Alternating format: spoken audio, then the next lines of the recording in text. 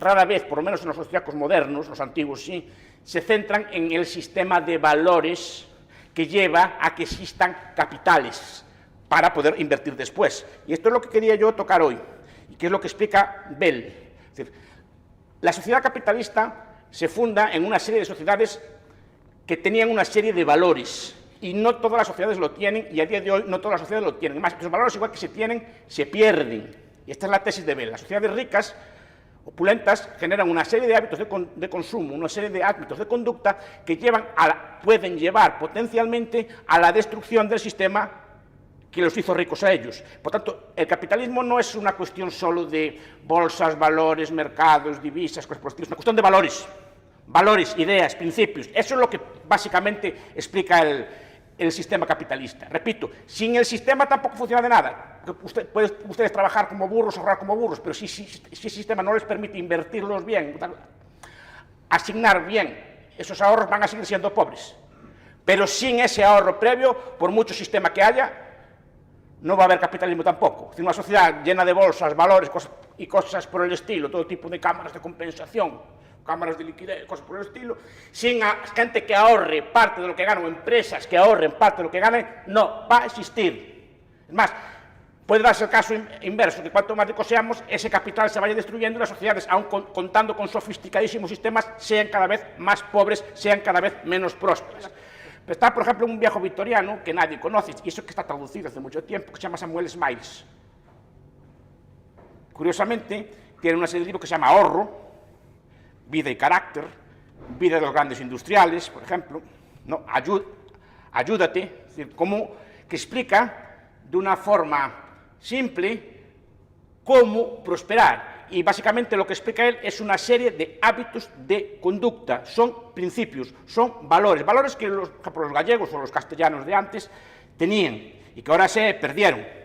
Saben ustedes, el yerno de Karl Marx escribió un libro, Paul Lafargue, un comunista francés de origen cubano, escribió un libro que se llama El derecho a la pereza, que influyó muy negativamente a muchas generaciones de socialistas, porque decía que el socialismo iba a ser no trabajar, básicamente, y todas estas ideas que defiende la gente moderna, de rentas básicas y pagas así para todo el mundo, y así pues vienen de ese principio socialista de que el trabajo es un mal, es un castigo, y hay que evitar esas cosas y tiene que darnos una paga. Zapatero, Pablo Iglesias, tiene que darnos una paga, mantenernos a todos. Y él decía que no era así. Paul Lafargue decía que había 7 razas malditas en la tierra, supongo que lo saben, ¿no? Había 7 razas malditas en la tierra que les gustaba trabajar. Decía, los pomeranios en Alemania, los escoceses, los auvernios, los chinos, no me acuerdo de otro, y los gallegos. Decía, y los gallegos son unas 7 razas malditas de la tierra que les gusta trabajar. Esa idea, no hay que trabajar, que el trabajo es una maldición de Dios, y no hay que ir al trabajo. Mañana, que mañana es sábado, no pues, como me contaba a mí un señor que decía, no, es que fui a buscar unos empleados para ir para el almacén y nos preguntaban si tenían que trabajar el sábado. Y cuando les dije que tenían que trabajar el sábado, que no iban, porque si no, no podían ir de marcha el viernes. ¿No? Y este tipo de cosas que yo no las creía, las vi varias veces ya.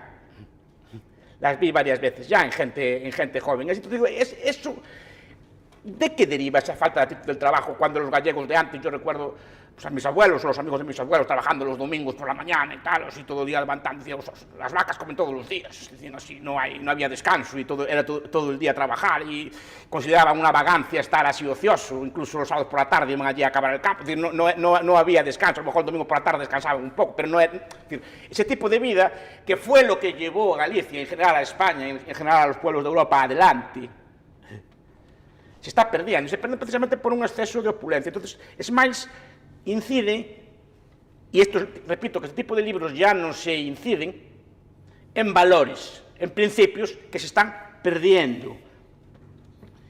¿Y cuáles son esos valores? El primer valor es el del ahorro.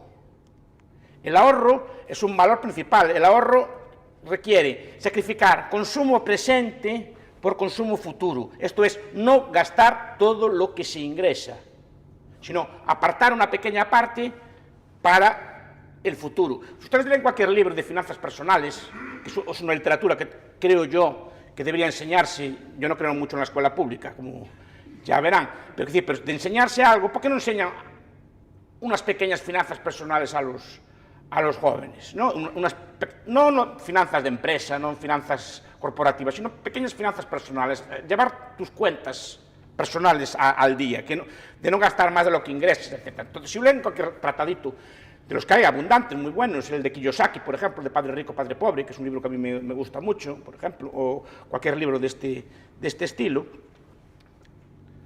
ven, o El hombre más rico de Babilonia, de Clashing, que es otro libro muy interesante, dicen que la clave de la riqueza, la clave de la prosperidad es, si ganas 100, aparta siempre 10 para el futuro y gasta 90, pero siempre acostúmbrate a vivir un 10% por debajo de lo que ganas, como mínimo. Si usted ve los hábitos de ahorro de la Tierra, ve que los países que más crecen del mundo son varios de los que más ahorran. El chino ahorra, de promedio, empezando en Hong Kong, en Macao, en Singapur, otros pueblos chinos que son prósperos, ahorra el 50% de lo que gana de promedio. Pues nada, ¿cómo crecen? ¿Cómo desarrollan? No desarrollan por algo, porque son pueblos muy duros en el trabajo, los chinos eran una de las 7 razas malditas también, y muy ahorradores, son muy frugales, se acostumbran siempre a vivir por debajo de lo que ganan. Entonces digo, el primer hábito es el ahorro, pero esa capacidad de ahorro tampoco nace porque sí, necesita de una serie de factores. Primero, la propiedad privada. Nadie va a ahorrar por un objetivo común, sobre todo porque entonces sí que habría una tendencia al free rider, como dicen así también los politólogos así más exquisitos, o los economistas más exquisitos. Porque si no, la gente, ahorrando para el común, no tiene ningún incentivo porque no puede controlar cuál va a ser el uso de ese trabajo. La propiedad privada, si leen los tratados clásicos de Pipes, por ejemplo, que es un libro fantástico, Propiedad y Libertad, que es un libro absolutamente fantástico, Propiedad y Libertad, que explica perfectamente por qué aparece la propiedad, cuál es la función de la propiedad y cuáles son las virtudes de la propiedad, o ni siquiera en el de Guy Sorman, por qué la propiedad, por ejemplo, que es un libro que explica muy bien esa función de la propiedad. La propiedad básicamente evita conflictos y sobre todo hace a uno dependiente de sí mismo. Sabe que la propiedad, nadie te va a ayudar si te va mal. Si tu campo se deteriora y no está cuidado, tu maíz no crece, tus animales están flacos, es tu problema y tienes que cuidar tú de ellos. Te autorresponsabiliza, no le echas la culpa a un ente colectivo. Si la sociedad, la comunidad, el Estado, algo así de este estilo, no, que es el que cuida, no. O cuidas tú de tú mismo, nadie va a cuidar de ti. Y es una función principal porque lleva a que cada uno, nosotros saquemos lo mejor de nosotros mismos. Y entre esas virtudes está, si no ahorro y no preveo, el año que viene no tengo para comer. Si yo no guardo una parte de la cosecha para pasar el invierno, me voy a morir de hambre yo, mis animales y mi familia. Entonces yo tengo que aprender a ahorrar, a calcular y a prevenir. Y estos son algunos de los rasgos básicos del capitalismo, que están en esencia. Es decir, llegas en esa pequeña cosa de ahorrar parte de la cosecha, calcular cuánto te va a hacer falta el año que viene, ver qué mermas vas a tener, qué amortizaciones puedes tener, etcétera, hacer un cálculo de futuro y hacer una previsión. Normalmente las previsiones se hacían a la baja, no podías prever siempre la mejor de los escenarios, sino el peor de los escenarios, y después si tenías un excedente sí que lo podías reinvertir. O sea, era un cálculo empresarial simple, pero que te llevaba a prever el futuro, a ahorrar y a cuidar de ti mismo, a cuidar de tus utensilios, a ahorrar para mejorar tu maquinaria, porque se ahorra en maquinaria, se ahorran mejores animales, en mejores ganados, en lo que fuera, revertía en ti y en tu familia. Y esa es la mejor forma de ahorrar, pero no puede haber un ahorro serio si no hay la institución de la propiedad privada.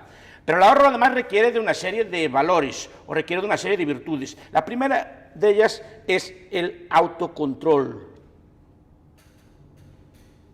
El autocontrol. Y es una virtud que enseñaban básicamente todas las morales, buena parte de las morales, no todas son iguales al respecto, pero todas las morales o todas las éticas, sean laicas o religiosas, intentaban imbuir algún tipo de autocontrol en las personas, es decir, la capacidad de autorrestringir nuestro propio cuerpo, es decir, de domesticar nuestros instintos en aras de algún tipo de fin superior. Freud dijo, no es que me guste mucho Freud, pero Freud lo dijo una vez, la civilización es represión, y represión de los instintos. Básicamente el instinto sexual, el instinto de Thanatos, el instinto de muerte y el instinto sexual. Y esa represión del instinto, que repito que es moral, Yo no sé cómo es el ser humano natural, yo creo que el ser humano natural no es así. Esto es una cosa que se educa, que se influye. Si quieren, como dirían los hayekianos, es algo evolutivo, que se fue creando una moral, una civilización, una cultura que lleva a reprimir en cierta forma los instintos y a reprimir los caprichos. Pero no solo es en los grandes gastos, es privarse de una cerveza. Son pequeñas cosas, por ejemplo, si ustedes fuman, tienen el paquete 20, si en vez de fumar la cajetilla entera guardan 2, cada 10 días ahorran 4 euros. Y al cabo del año ahorran 200 euros, y en 2 años ahorran 2.000 euros, y los ponen en 3 compuestos, les rinde mucho, solo con ahorrar 2 cigarrillos. Pero requiere del sacrificio de fumar 2 cigarrillos menos, no dejar de fumar, saber restringirse, decir, no, ahora no lo voy a fumar, lo voy a guardar aquí en una caja. Implica también cierta autonomía mental, es decir, la idea de cierta autonomía en el sentido de en el pensar de no saber...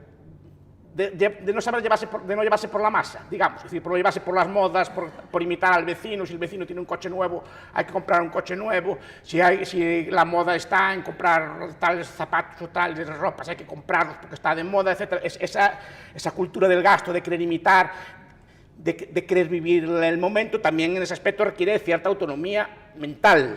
Y es una virtud que hay que tener, porque si no, claro, nos dejamos llevar, no, todo el mundo tiene el Pokémon Go, como algunos libertarios que yo conozco. Tienen el Pokémon Go, pues hay que cambiar el móvil, porque mi móvil ya está capado, ya no vale para el Pokémon Go, hay que comprar un móvil nuevo de última generación, y después bajar el Pokémon Go y no sé qué más cosas. ¿Por qué? Porque todo el mundo lo tiene, yo no voy a ser menos que todo el mundo. ¿No? Ese tipo de cosas, una persona educada a la antigua, cuando te mira, ahora no tengo dinero, o no es el momento, mi teléfono móvil está en uso, pues ya compraré el Pokémon Go cuando se me rompa este. De momento no me hace falta ninguna.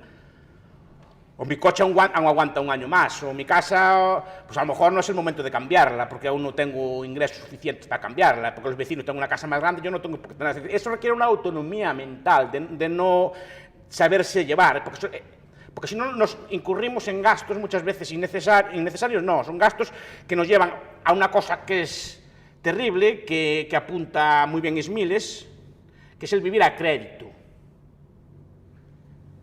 Y él apunta muy bien, el crédito solo debe usarse para bienes de capital, o utensilios que sirvan como bien de capital en la propia casa. Un automóvil si es necesario para el trabajo, una lavadora sí cumple un servicio, pero no para bienes de consumo inmediato que se consumen. No quiere decir que estén prohibidos ni nada así por el estilo, pero digo que es la cultura. Por ejemplo, si quieres un viaje, ahórralo antes. No pidas un crédito para ir de viaje. No, esa inmediatez del consumo, esa inmediatez temporal, lleva, por ejemplo, a una cultura de querer gastar más de lo que tenemos y nos lleva a una serie de gastos que no son sostenibles. Entonces, esa idea de autonomía mental es muy importante. Es otra de las virtudes que también fue transmitida culturalmente y que se está perdiendo. La idea de ir a la moda, de gastar y tener todo lo último y tener todo, y la idea de todo este estilo.